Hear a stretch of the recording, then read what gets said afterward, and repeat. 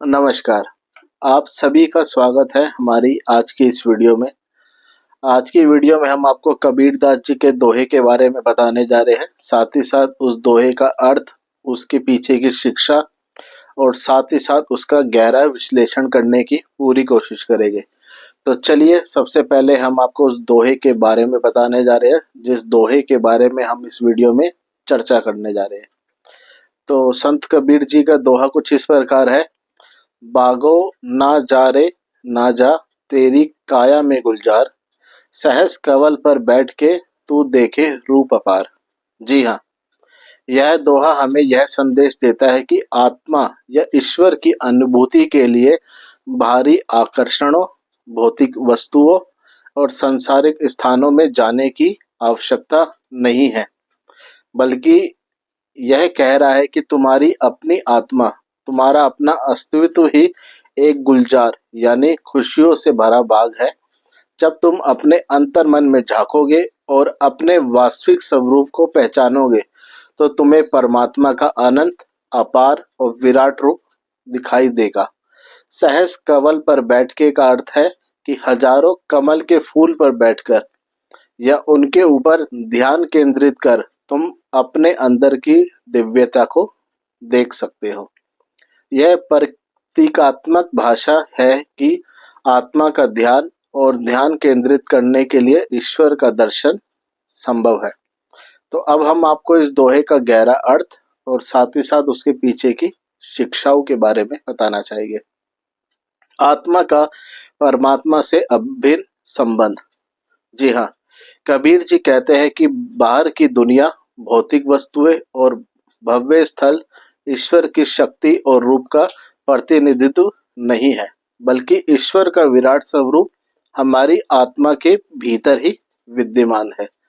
जब हम अपने अंदर झांकते हैं, तब हम ईश्वर के अनंत स्वरूप का दर्शन कर सकते हैं। बाहरी भटकाव से परहेज। जी हाँ, यह दोहा हमें यह भी सिखाता है कि हमें बाहरी स्थानों, बागों, मंदिरों या तीर्थ स्थानों की खोज में नहीं जाना चाहिए। वास्तविक अनुभूति अपने अंदर ही है। बाहरी स्थानों पर जाकर हम ईश्वर को नहीं पा सकते, बल्कि अपने भीतरी जागरूकता और आत्म खोज से ही हम ईश्वर को पा सकते हैं। आत्मा का खिलना और ध्यान का महत्व। सहज कवल का प्रयोग हमें यह समझाता है कि आत्मा का ध्यान और उसकी शरण में ही जाना हमें परमात्मा का दर्शन कराता है। यह प्रतीक है कि जब हम अपने भीतरी संसार में उतरते हैं, तो हमें ईश्वर का अपार और विराट रूप दिखाई देता है। गुलजार की उपमा। तेरी काया में गुलजार का अर्थ है कि तुम्हारा अपना शरीर और मन ही एक फूलों का बाग है, जिसमें खुशियां और दिव्यता छुपी हुई है। यदि हम अपने अंदर की आंख खोलकर देखें, तो पाएंगे कि हमारे अस्तित्व में ही ईश्वर का वास है। तो अब हम आपको इस दोहे के पीछे की शिक्षाएं और साथ ही साथ उसका विश्लेषण बताना चाहेंगे। आत्मा का परमात्मा से संबंध। कबीर जी कहते हैं, ईश्वर का वास हमारे अंदर ही है। यह विचार भारतीय संस्कृति, योग और ध्यान परंपराओं का मूल आधार है। आत्मा और परमात्मा का मूल आधार है। आत्मा और परमात्मा का यह भिन्न संबंध हमें समझाता है कि बाहर की खोजें निरर्थक है, यदि हम अपने अंदर की दिव्यता को अनुभव नहीं कर सकते। आत्मज्ञान का महत्व। कबीर जी का यह दोहा आत्मज्ञान और आत्मा की जागरूकता का रुझान करता है या आत्मा की जागरूकता पर बल देता है।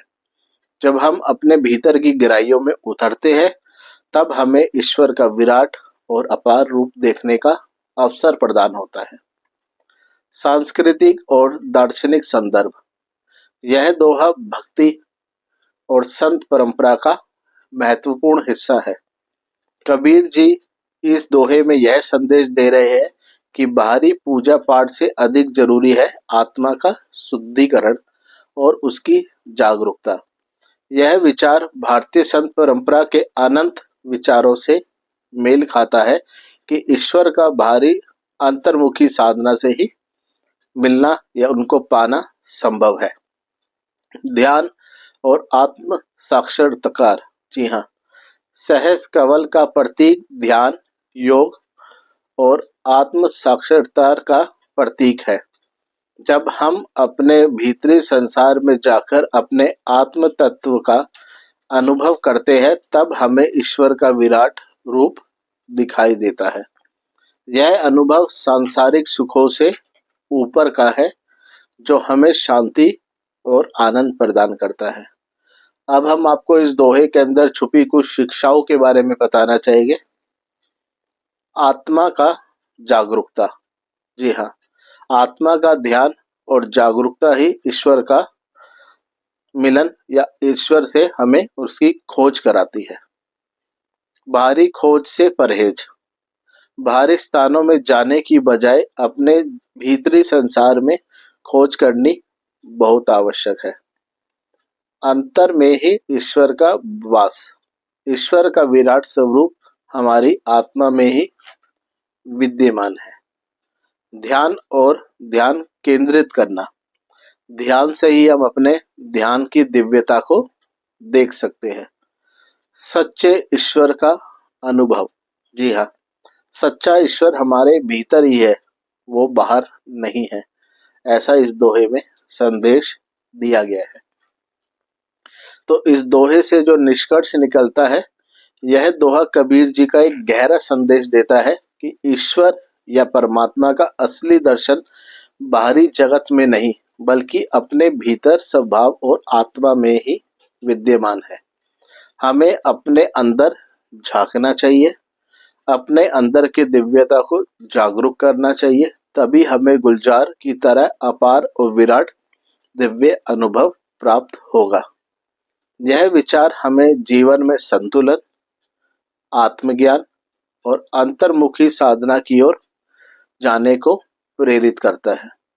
कबीर जी का यह दोहा हमें यही सिखाता है कि ईश्वर का दर्शन सच्चे मन, सच्चे भाव और आत्मिक जागरूकता से ही संभव हो पाता है। तो इसी के साथ हमारी आज की जो वीडियो है यही समाप्त होती है। आपको ये वीडियो कैसी लगी हमें कमेंट सेक्शन में लिखकर जरूर बताइएगा। और यदि आप हमारे चैनल पे नए हैं या पहली बार हमारे चैनल पे आए हैं और आपको यदि ये वीडियो पसंद आई है, तो आप हमारे चैनल को सपोर्ट करिए, सब्सक्राइब कीजिए, लाइक कीजिए, शेयर कीजिए और साथ ही साथ बेल आइकन सभी ऑन करिएगा, जिससे आपको हमारे चैनल के नोटिफिकेशन समय पर मिल जाए। और वीडियो समाप्त करने से पहले यदि हमसे इस वीडियो में बोलते वक्त शब्दों में कहीं भी गलती हुई हो या आपके दिल को कहीं भी ठेस पहुंची हो, तो हमें दिल से क्षमा कीजिएगा। और वीडियो के अंत तक बने रहने के लिए दिल से शुक्रिया। तो चलिए मिलते हैं दोबारा कल एक नई वीडियो के साथ। सभी को धन्यवाद।